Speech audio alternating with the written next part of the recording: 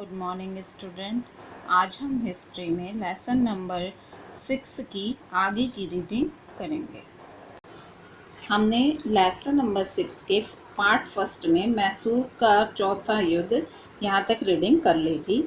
अब हम पढ़ेंगे मराठा युद्ध।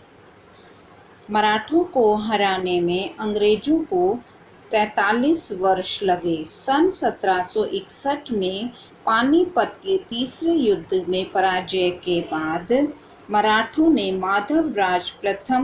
माधवराव प्रथम और महादजी सिंधिया के नेतृत्व में उभरना आरंभ किया, किंतु उनमें एकता का अभाव था और पेशवा शक्तिहीन हो गए थे। मराठा संघ के सरदार स्वतंत्र होने के लिए आतुर थे।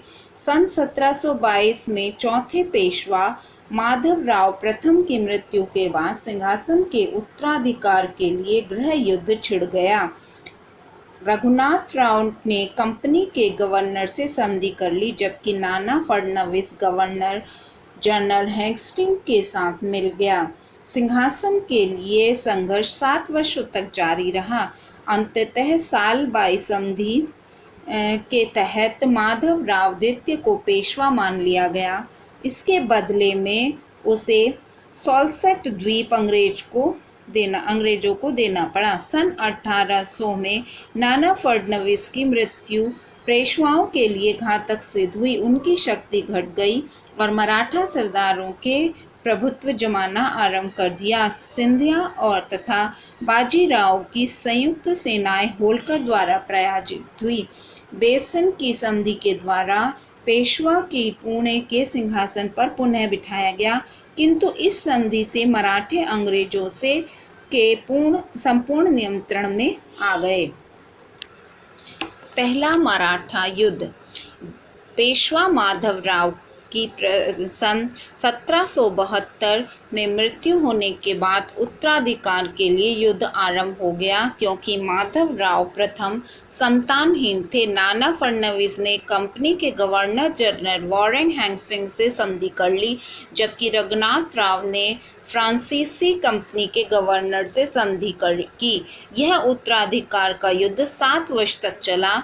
सन 1782 में माधवराव द्वितीय को सालाबाई संधि द्वारा पेशवा स्वीकार कर लिया गया। इसके बदले में सॉल्सेट द्वीप अंग्रेजों को प्राप्त हुआ। अंग्रेजों और मराठों के बीच इस संधि के द्वारा 20 वर्ष तक शांति कायम रही। दूसरा मराठा युद्ध। बाजीराव द्वितीय सन 1776 में पेशवा बना। सन 1800 में नाना फडणवीस की मृत्यु हो गई, जो मराठों के लिए अपूरणीय क्षति थी। इससे पेशवा की शक्ति का ह्रास हो गया और मराठे सरदार पुणे पर अपना अधिकार जमाने के लिए संघर्ष करने लगे। बाजीराव द्वितीय एवं सिंधिया ने होलकर के विरुद्ध आपस में संधि कर ली, लेकिन दोनों की संयुक्त सेनाओं की 1802 में पराजय हुई। सन 1802 में बाजीराव द्वितीय ने बसई की संधि पर हस्ताक्षर किए। पेशवा को फिर से पूना की गद्दी पर बिठाया गया। इस संधि के द्वारा मराठे अंग्रेजों के अधीन हो गए। इसके बाद वेलेस्ली ने समस्त मराठा सरदारों को दबाने की योजना बनाई। अंग्रेजों ने गायकवाड़ से ने सहायक संधि कर ली। सिंधिया और भोंसले अंग्रेजों के विरुद्ध आपस में मिल गए, लेकिन अंग्रेजों ने दोनों को पराजित कर सहायक संधि के लिए विवश किया। सिद्ध और तथा विस्तार की नीति पर बहुत अधिक खर्च होता था, इसलिए उसे वापस बुलाकर उसके स्थान पर जॉर्ज वालो को भारत का गवर्नर जनरल बनाकर भेजा गया, जिसने हस्तक्षेप की नीति अपनाई। होलकर से संधि करके उसने भोंसले को भी अपने प्रदेश वापस दे दिए। तीसरा मराठा युद्ध। यह युद्ध तब शुरू हुआ जब पेशवा बाजीराव द्वितीय ने मराठा सरदारों को ब्रिटिश के विरुद्ध संगठित करने का प्रयास किया, परंतु वह पराजित हुआ। अपदस्थ्य और पेंशन रहित होकर कानपुर के निकट बिठूर को भेज दिया गया। सतारा राज्य को बाजीराव क्षेत्रों ने से काट दिया गया और शिवाजी के वंशज के अधीन स्थापित किया। प्रत्येक मराठा सरदार से सहायक संधि पर हस्ताक्षर कराए गए। मराठों का पतन। मराठे बहादुर और निर्भय थे। यद्यपि उनकी सेना मजबूत थी और उनका साम्राज्य विशाल था, फिर भी वे अंग्रेजों के विरुद्ध सफल नहीं हो सके। इसके अनेक कारण थे। उनमें एकता तथा संगठन का अभाव था। उनके सरदार परस्पर ईर्ष्या रखते थे। उन्हें वित्तीय प्रशासन की परवाह नहीं की।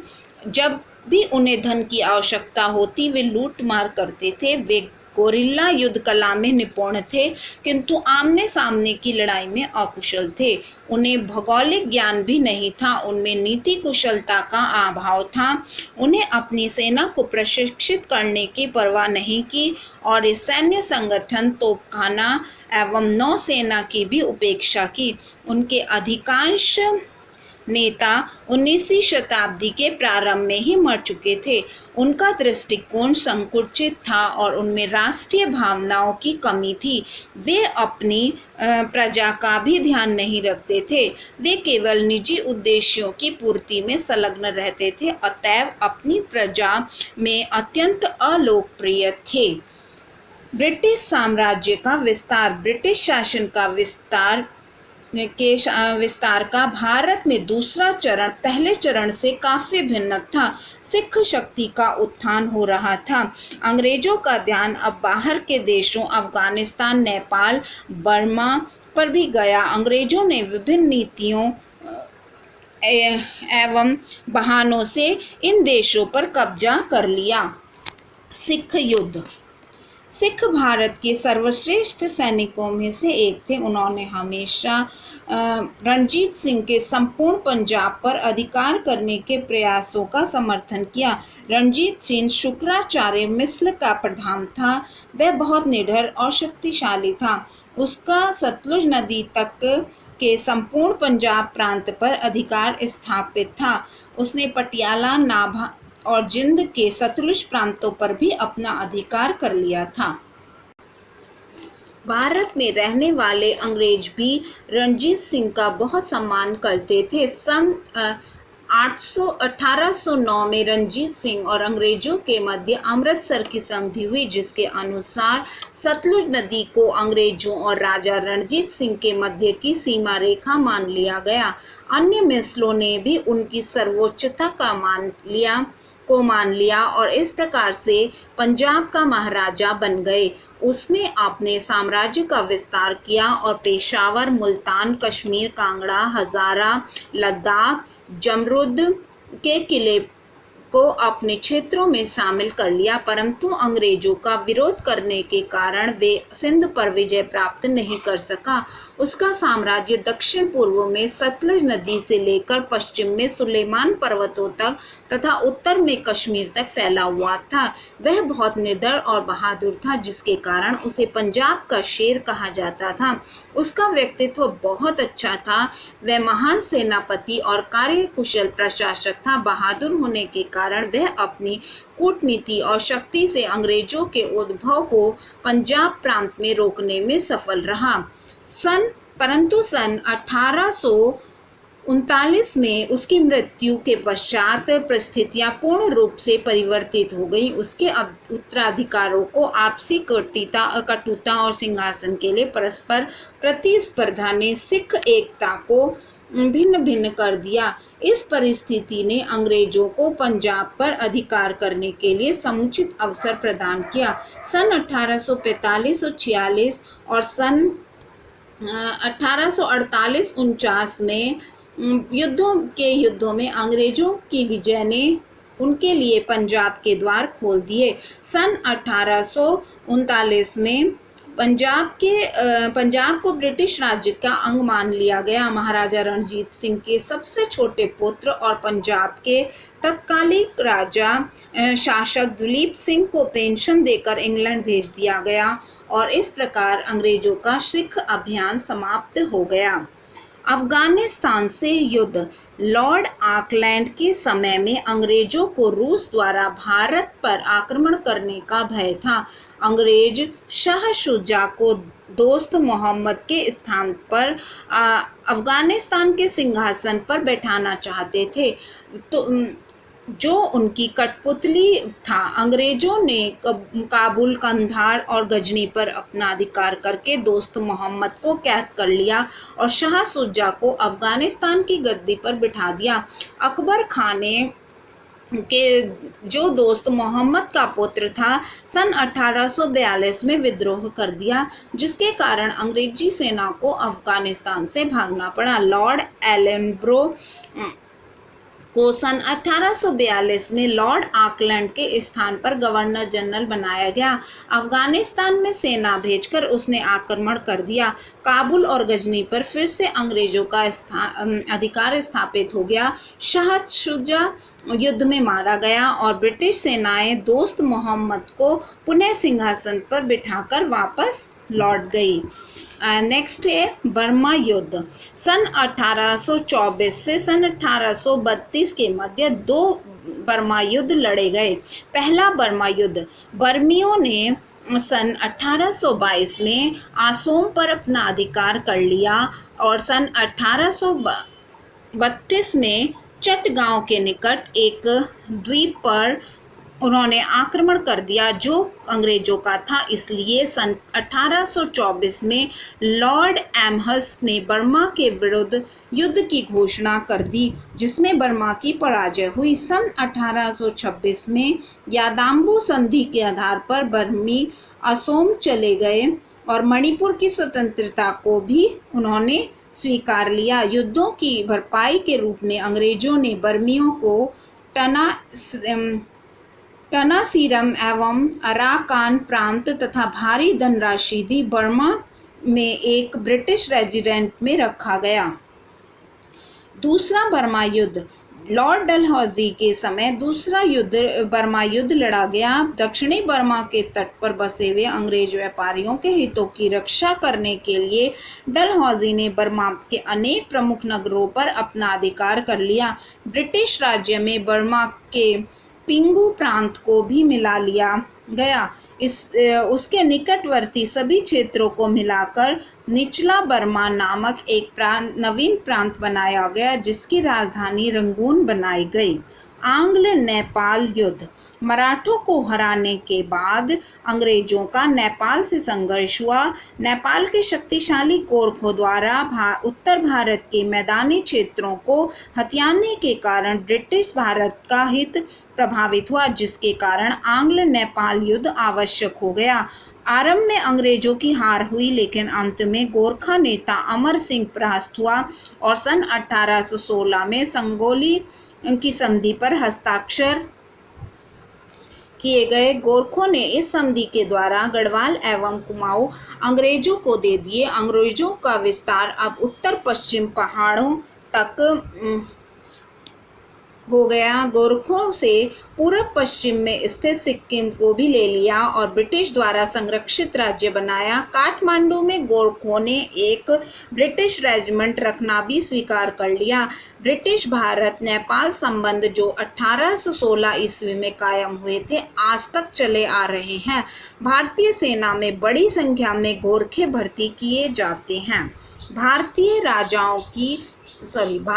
राज्यों की हार के कारण अंग्रेज संख्या में बहुत कम होने के पश्चात भी भारत के विशाल भूभाग पर अपना आधिपत्य स्थापित करने में सफल हो गए थे। इसका मुख्य कारण था कि भारतीयों में एकता का पूर्ण अभाव था। अधिकांश भारतीय राजा अपनी स्वार्थ सिद्धि और भोग विलास में लिप्त रहते थे, जिसमें ना तो उन्हें प्रजा का सहयोग मिलता था, ना ही अपने सैनिकों का। अंग्रेजों ने एक एक करके भारतीय राजाओं को हराया और उनके क्षेत्र पर अधिकार करना आरंभ किया। इसके लिए उन्होंने विलय नीति और गोद निषेध जैसी नीतियों को अपनाया। लॉर्ड डलहौजी ने विलय नीति को बड़े पैमाने पर अपनाया। उसने इस नीति के तहत झांसी, उदयपुर, एवं नागपुर, सतारा, जयपुर आदि राज्यों को अंग्रेजी राज्य साम्राज्य में शामिल किया। कुशासन का आरोप लगाकर उसने अवध पर अधिकार कर लिया और फिर विभिन्न आरोपों के अंतर्गत कन्नौज राज्य का अधिग्रहण कर लिया। इस प्रकार लॉर्ड डलहौजी अंग्रेजी साम्राज्य के अधिग्रहणवादी सिद्ध हुआ। कंपनी का प्रशासन, इतने बड़े क्षेत्र पर शासन करने के लिए उन्होंने बड़ी संख्या में प्रशासनिक अधिकारियों और सैनिकों को नियुक्त किया। सन 1780 और सन 1790 में गवर्नर जनरल कॉर्नवालिस ने प्रशासन को पुनः संगठित किया। उसके पास एक बड़ी सेना, एक कुशल सिविल स्वास्थ्य व्यवस्था, नियमित कर प्रणाली और अच्छी संचार व्यवस्था थी। उन्होंने कई नीतियां प्रणाली शुरू की। नंबर 1 स्थानीय फौजी छावनियां, नंबर 2 पुलिस दल, नंबर 3 राज्य की सीमाओं और भौगोलिक जानकारी देने वाले नक्शे, नंबर 4 अधिकारियों का व्यक्तिगत रूप से उपहारों और लाभ पर प्रतिबंध। कंपनी की सेना, सन 1815 में भारतीय सैनिकों की संख्या 2 लाख थी। सभी सैनिक यूरोपीय वर्दी पहनते थे। वे एक विशेष आरक्षित स्थान पर रहते थे जिन्हें छावनी कहा जाता था। फौज में भर्ती होने के लिए उन्हें एक आवश्यक वेतन मिलता था। सिविल सर्विस और पुलिस, सन 1861 में भारतीय लोक सेवा अधिनियम बनाया गया। इसके अंतर्गत ICS अधिकारी नियुक्त किए जाते थे जिसका चयन लंदन में खुली प्रतियोगिता के द्वारा होता था तथा भाषा का माध्यम अंग्रेजी था। अंग्रेजी माध्यम होने के कारण भारतीयों का चुनाव कठिन ही था। इस प्रक्रिया के तहत शासन के दूसरे विभागों जैसे पुलिस, सार्वजनिक निर्माण, चिकित्सा, डाक एवं तार, कस्टम व रेलवे में सभी उच्च पदों पर केवल ब्रिटिश नागरिक ही नियुक्त हो सकते थे। पुलिस संगठन में दरोगा का पद भारतीयों और पुलिस अधीक्षक का पद यूरोपियों के लिए रखा जाता था क्योंकि सेनाओं और पुलिस दोनों ही ब्रिटिश साम्राज्य की सुरक्षा और विस्तार में सहायक थे। निष्कर्ष, भारत पर अंग्रेजों की विजय की एक अच्छी बात उभर कर सामने आई। इसने भारत को सार्वजनिक एकता प्रदान की। लॉर्ड डलहौजी के भारत छोड़ते समय ब्रिटिश भारत की सीमाएं हिमालय से कन्याकुमारी तक तथा हिंदू कुश से बर्मा तक विस्तृत हो गई थी। औपनिवेशिक शोषित होने के बाद भी एकीकरण ने भारतीयों को सजग होने, उपनिवेशवाद के विरुद्ध संघर्ष करने और स्वतंत्रता प्राप्त करने का आधार प्रदान किया। ओके स्टूडेंट, ये चैप्टर आपका यही फिनिश होता है। Good bye.